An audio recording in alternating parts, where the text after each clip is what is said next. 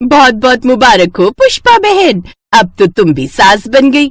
हाँ, वो तो खैर एक दिन बनना ही था। क्या हुआ पुष्पा बहन, तुम खुश नजर नहीं आ रही हो? सब ठीक तो है? हाँ, सब ठीक ही है। अच्छा, मुझे बहू के दहेज का सामान तो दिखाओ, हम भी तो देखें क्या क्या मिला है अजय को। चलो अंदर चलते हैं। ये कहकर पुष्पा की पड़ोसन सीधा नई बहू के कमरे में घुस जाती है, जहाँ एक नया डबल बेड था, कुछ नए बर्तन, एक पंखा और एक बक्सा। और फिर बस इतना ही? बाकी का सामान कहाँ है पुष्पा बहन? अब जो है वो यही है। ऐसा क्यों भाई? तुम्हारा अजय तो अच्छा खासा कमाता है, तो फिर तुम इतने कम में कैसे मान गई? बिमला के लड़के को देखो, नई मोटरसाइकिल मिली है उसे दहेज में, और वो सलोनी का लड़का, वो तो कुछ करता भी नहीं, फिर भी एसी दिया है उसके ससुराल वालों ने। अपनी पड़ोसन की बातें सुनकर पुष्पा का गुस्सा बढ़ता ही जा रहा था। देखो, वहाँ उधर खाना तैयार है, चुपचाप जाकर खाओ और अपने घर चली जाओ, समझी? हाँ हाँ ठीक है पुष्पा बहन, अपनी बहू का गुस्सा मुझ पर क्यों उतार रही हो? पुष्पा एक खड़ूस और लालची किस्म की औरत थी। उसका एक ही बेटा था अजय, जिसकी शादी वो किसी अमीर लड़की से करना चाहती थी ताकि घर में खूब सारा दहेज आए। लेकिन हुआ उल्टा। अजय के दिवंगत पिता के वादे के मुताबिक उनके दोस्त की बेटी के साथ अजय की शादी हो गई। हालांकि अजय इस शादी से खुश था, लेकिन पुष्पा अपनी बहू से बहुत नाराज थी। लक्ष्मी, अरे ओ लक्ष्मी। जी माँ जी, आपने बुलाया? और नहीं तो क्या, जब आवाज लगाऊं तो एक बार में सुन लिया कर। जी माँ जी। ये बता, अभी तक सब्जी का मसाला क्यों नहीं पीसा तूने? माँ जी, वो मैं सिलबट्टा ही धो रही थी। हे भगवान, अगर तेरे बाप ने एक मिक्सी दे दी होती तो उसकी शान घट जाती क्या? शादी के तुरंत बाद ही अपनी सास के ताने सुनकर लक्ष्मी को बहुत बुरा लगा, लेकिन वो चुप रही। फिर कुछ दिन बाद, लक्ष्मी, मेरी वो लाल वाली साड़ी कहाँ है? माँ जी, वो धोने के लिए पड़ी है, मैं उसे धो दूं? नहीं नहीं, जाकर आग लगा दे उसे। अरे कमबख्त मारी, वो साड़ी मुझे आज पहननी थी। अगर अपने साथ एक वॉशिंग मशीन ले आती तो कुछ हो भी सकता था। वैसे मानना पड़ेगा तेरे बाप को, बेटी का नाम तो लक्ष्मी रख दिया, लेकिन लक्ष्मी के साथ लक्ष्मी भेजने में मौत आ गई उन्हें। रोज रोज पुष्पा इसी तरह लक्ष्मी को ताने मारती रहती। धीरे धीरे उसने अपने बेटे अजय के मन में भी लक्ष्मी के लिए जहर भर दिया, और फिर अजय ने भी उससे सीधे मुंह बात करना बंद कर दिया। ऐसे ही कई महीने बीत गए। अब लक्ष्मी माँ बन गई थी। उसने एक सुंदर सी बेटी को जन्म दिया था, और फिर लो, एक तो इसके बाप ने मुफ्त में हमारे सर ये कामचोर बांध दी, और अब इस कामचोर ने एक और आफत जन दी। अरे अगर एक बेटा दे देती तो तेरा कुछ चला जाता क्या? तू तो दहेज लाई नहीं, अब इसका दहेज कौन भरेगा? ऐसे ही कुछ और साल बीत गए। बस अब बहुत हो गया, खुद तो दहेज में कुछ लाई नहीं, और इस करमचली ने ऐसी लड़की पैदा की है कि घर का सारा सामान नाश कर रही है। निकल यहाँ से, अभी की अभी निकल। माँ जी, ये क्या कह रही हैं आप? ये आपकी पोती है। तो तू भी निकल इसके साथ। आज से इस घर के दरवाजे तेरे और तेरी बेटी के लिए बंद हैं। जाओ, जाकर भीख मांगो, कुछ भी करो, पर दोबारा यहाँ मत आना, समझी? पुष्पा ने ये कहकर लक्ष्मी और उसकी बेटी को घर से निकाल दिया। लक्ष्मी बहुत परेशान थी और अपने लिए काम धंधा ढूंढने लगी, लेकिन उसके साथ छोटी बच्ची देखकर किसी ने उसे काम पर नहीं रखा। लेकिन फिर एक दिन वो एक अनाज मंडी में पहुंची, जहाँ ट्रक से अनाज की बोरियां उतारी जा रही थी, और पास ही एक सेठ बैठा हुआ था। सेठ जी, मुझे काम चाहिए। अरे पर तुम्हारे लायक मेरे पास कोई काम नहीं है, यहाँ तो मजदूरों का काम है। ट्रक में अनाज की भारी भारी बोरियां उतारनी और चढ़ानी होती है। साहब, मुझ पर मेरी 5 साल की बच्ची की जिम्मेदारी है, जिसका पेट भरने के लिए मैं हर काम करूंगी। तो एक काम करो, जरा ये बोरी उठाकर तो दिखाओ। सेठ ने एक बोरी की तरफ इशारा करके कहा। वैसे तो बोरी बहुत भारी थी, पर उससे भारी बोझ लक्ष्मी के कंधों पर आ गया था। ना जाने उसमें कहां से इतनी ताकत आ गई कि उसने वो बोरी एक झटके में अपनी पीठ पर उठा ली। ये देखकर सेठ हैरान रह गया। ठीक है, कल से काम पर आ जाना। वैसे नाम क्या है तुम्हारा? जी, लक्ष्मी नाम है मेरा। ठीक है। सेठ अच्छा आदमी था, उसने बुरे समय में लक्ष्मी की मदद की। अगले दिन से लक्ष्मी ने काम शुरू कर दिया। वो पूरा दिन बड़ी मेहनत करती। वो ट्रकों से बोरियां उतारती और उनमें अनाज की बोरियां लोड करती। फिर एक शाम, अरे अरे, ये क्या कर रही हो? झाड़ू क्यों लगा रही हो? जी, वो बोरियों से काफी अनाज गिर गया है, तो इसीलिए। अनाज जमीन पर गिरा अच्छा नहीं लगता ना। हाँ, वो तो ठीक है, पर इसके अलग से पैसे नहीं दूंगा मैं। मत देना सेठ जी, वैसे भी ये मैंने पैसों के लिए नहीं किया। अच्छा, तो एक काम करो, आज से यहाँ जो भी अनाज इकट्ठा हो वो तुम ले जाना। धन्यवाद सेठ जी। उस दिन ट्रकों में सोयाबीन की बोरियां भरी गई थी। लक्ष्मी ने साफ सफाई की तो उसे ढेर सारी सोयाबीन की दाल मिली। उसने वो सारी सोयाबीन इकट्ठा की और अपने साथ ले गई। उस दिन उसने सोयाबीन की दाल बनाई। ऐसे ही हर दूसरे दिन वो सोयाबीन घर ले आती और सोयाबीन की दाल बनाती। लेकिन रोज रोज सोयाबीन खा खा कर उसकी बेटी रानी का मन भर गया और उसने लक्ष्मी से कहा, माँ आप रोज रोज यही दाल क्यों बनाती हो? कि तुम्हें अच्छी नहीं लगती क्या? लगती है पर रोज रोज नहीं, कल कुछ और बनाना। ठीक है मेरी नकचड़ी। इत्तेफाक से अगले दिन भी सेठ के यहाँ सोयाबीन की ही बोरियां आई थी। शाम को लक्ष्मी ने सोयाबीन इकट्ठी तो कर ली, मगर वो सोचने लगी कि अब वो इस सोयाबीन से अलग क्या बनाएगी। तभी उसे एक आइडिया आया। वो घर गई और सोयाबीन की चाप बनाने की कोशिश करने लगी। अरे वाह, इसका मतलब मुझे आज भी याद है कि माँ कैसे चाप बनाती थी। अब इस चाप से मैं अपनी रानी के लिए मलाई चाप बनाऊंगी। गरीब लक्ष्मी की माँ ने कई साल कच्ची चाप बनाकर बाजार में बेची थी। उन्हें देखकर ही लक्ष्मी भी चाप बनाना सीख गई थी। आज वही हुनर उसके काम आ रहा था। उसने बहुत मन से अपनी बेटी के लिए मलाई चाप बनाई और फिर, माँ ये क्या बनाया आपने? मलाई चाप है बेटा, खाकर देखो तो जरा। अरे वाह, ये कितनी अच्छी बनाई है माँ आपने। अब से आप रोज रोज यही बनाना। अच्छा, और रोज रोज मलाई चाप खाने से तुम बोर नहीं हो जाओगी? इसे तो मैं रोज खा सकती हूँ। कितनी बढ़िया बनी है सच में। फिर भी काफी चाप बच गई। उसने वो चाप सेठ को भी खिलाई। अरे वाह लक्ष्मी बहन, कसम खा के कहता हूँ ऐसी मलाई चाप मैंने आज तक नहीं खाई। तुम एक काम क्यों नहीं करती? जब तुम्हारे हाथों में इतना हुनर है तो क्यों यहाँ मजदूरी करती हो भाई? अपना ठेला लगाओ और मलाई चाप बेचो। सच में सेठ जी, क्या वाकई इतनी अच्छी बनाई है मैंने? अरे और नहीं तो क्या। तुम एक काम करो, तुम्हें जितनी सोयाबीन ले जानी है ले जाओ यहाँ से, और मैं तुम्हें अलग से कुछ पैसे भी दे दूंगा। जाओ एक ठेला ले लो और कुछ बर्तन भी, और जब दुकान चलने लगे तो मुझे मेरे पैसे वापस दे देना, ठीक है? धन्यवाद सेठ जी, आपका ये एहसान मैं कभी नहीं भूलूंगी। उस दिन के बाद से लक्ष्मी की किस्मत चमक गई। कुछ साल बाद लक्ष्मी सेठ के पास दोबारा लौटी। अरे लक्ष्मी कैसी हो बहन? और रानी कैसी है? अच्छी है सेठ जी, 4th क्लास में पढ़ाई कर रही है। स्कूल बहुत बढ़िया है उसका। मैंने नया घर भी खरीद लिया है। वाह वाह, क्या बात है। बहुत मेहनत की है तुमने लक्ष्मी बहन। सब आपका ही आशीर्वाद है सेठ जी। ये लीजिए, ये 1 लाख रुपए है, इन्हें रख लीजिए। अरे पर मैंने तो सिर्फ 30,000 रुपए दिए थे तुम्हें शायद।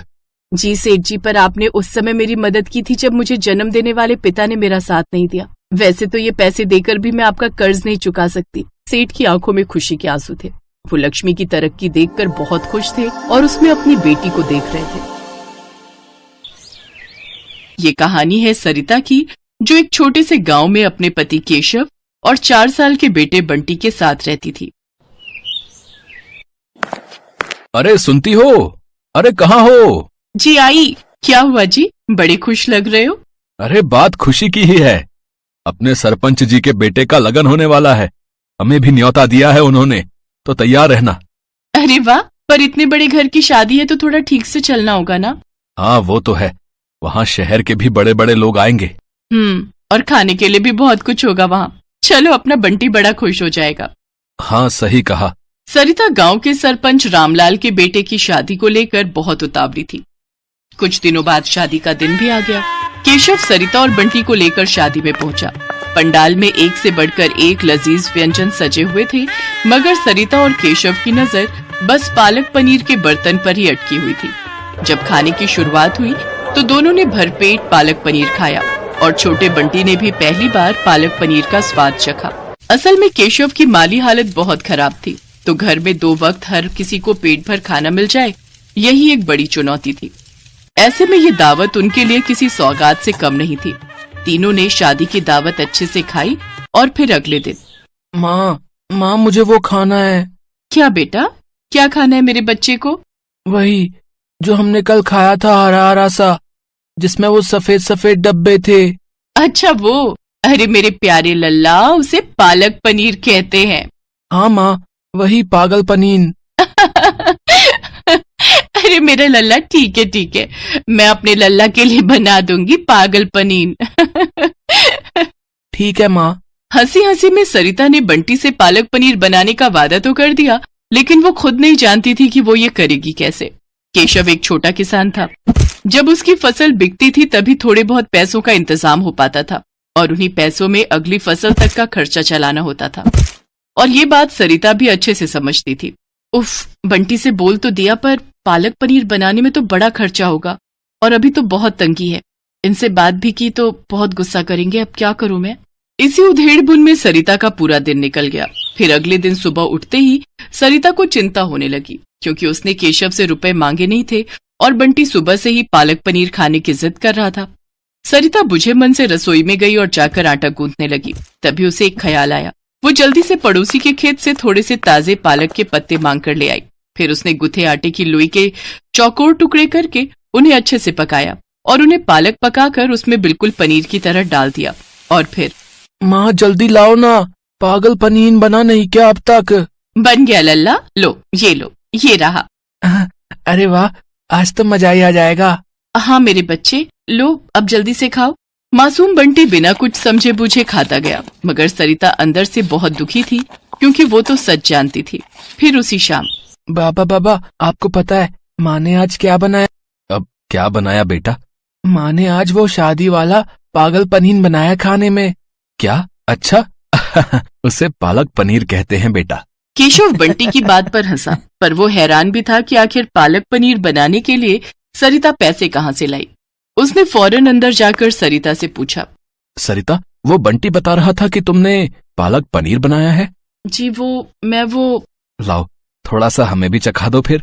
सरिता को कुछ समझ नहीं आ रहा था कि वो केशव को क्या कहे, तो फिर उसने बिना कुछ सोचे समझे केशव के सामने भी वही पालक की सब्जी लाकर रख दी, जिसमें पनीर की जगह आटे के चौकोर टुकड़े थे। पहला निवाला खाते ही केशव को सारी बात समझ में आ गई। उसने कुछ नहीं कहा, लेकिन जब उसने सरिता की तरफ देखा तो उसकी आंखों में आंसू थे। केशव ने उसी वक्त खाना छोड़ा और घर से बाहर निकल गया। केशव के इस तरह के बर्ताव से सरिता और ज्यादा डर गई। वो और रोने लगी। फिर कुछ देर बाद केशव घर वापस आया तो उसके हाथों में एक थैला था। बंटी, ओ बंटी, जल्दी से बता, शाम को मेरा बेटा क्या खाएगा? मैं तो वही खाऊंगा, माँ ने बनाया है ना, वो पागल। हाँ, समझ गया। चलो अब हम सब मिलकर असली वाला पालक पनीर बनाएंगे। केशव के हाथों में पनीर, क्रीम और बाकी मसाले थे जो उसने मुस्कुराते हुए सरिता को थमा दिए। वो सारा सामान उधार लेकर आया था। उस दिन सरिता ने भी पूरी मेहनत और सावधानी के साथ पालक पनीर बनाया। जब तक पालक पनीर बनकर तैयार हुआ तो केशव और बंटी वहीं रसोई में बैठे सरिता को बड़े ध्यान से देखते रहे। और फिर जैसे ही सरिता ने असली पनीर के साथ पालक पनीर उन दोनों को परोसा तो दोनों के चेहरे खिल गए। पहला निवाला खाते ही बंटी सीधा जाकर अपनी माँ के गले लग गया। ये वाला पागल पनीर तो शादी वाले से भी बहुत अच्छा है माँ। सच में सरिता, बंटी बिल्कुल सही बोल रहा है। तुमने तो कमाल कर दिया।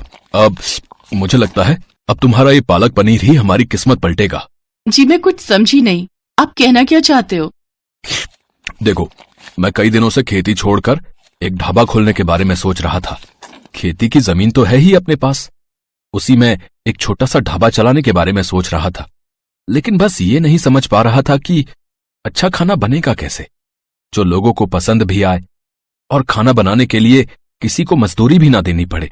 लेकिन अब सब समझ में आ गया है। तुम चलाओगी ढाबा और मैं और बंटी करेंगे तुम्हारी मदद। केशव की बात सुनकर सरिता की आंखों में खुशी के आंसू आ गए। उसे खाना बनाने का हमेशा से शौक था, लेकिन पैसों की कमी के चलते वो इस शौक को कभी आगे नहीं बढ़ा पाए। लेकिन अब उसका ये शौक उनकी कमाई का जरिया बनने वाला था, तो सरिता भी पूरी तरह से तैयार थी। अगले ही दिन से केशव ने बांस बल्लियों की मदद से ढाबा बनाना शुरू कर दिया और पूरे एक हफ्ते की मेहनत के बाद सरिता का पालक पनीर ढाबा बनकर तैयार हो गया। शुरुआत के लिए केशव को थोड़े पैसे कर्ज पर लेने पड़े, लेकिन फिर सरिता की मेहनत और लगन ने वो कर दिखाया जिसकी केशव ने उससे उम्मीद लगाई थी। यूं तो सरिता ढाबे के लिए खाने के लिए कई चीजें बनाती थी, लेकिन उसका बनाया पालक पनीर ही सबसे ज्यादा लोगों के सिर चढ़कर बोल रहा था। भाई वाह, मजा ही आ गया भाई। भैया, पालक पनीर में इससे पहले ऐसा स्वाद नहीं आया, बता रहे। गजब बना भैया, गजब, कसम से। किसने बनाया वैसे? कोई खास कारीगर है क्या आपके पास? है? जी हाँ, है ना। और वही इस ढाबे की असली मालकिन भी है। वो मेरी पत्नी सरिता, उसी ने बनाया है सब कुछ। अरे वाह, ये तो बहुत बढ़िया बात है भैया। तो फिर ठीक है, देखो भैया, अगले महीने मेरे घर में दावत है, तो दावत के खाने का पूरा ऑर्डर आपका है। बस इतना बताओ कि एडवांस कितना देना है। अरे आपका बहुत बहुत शुक्रिया साहब, लेकिन खाने में क्या क्या बनाना है पहले ये तो बताइए।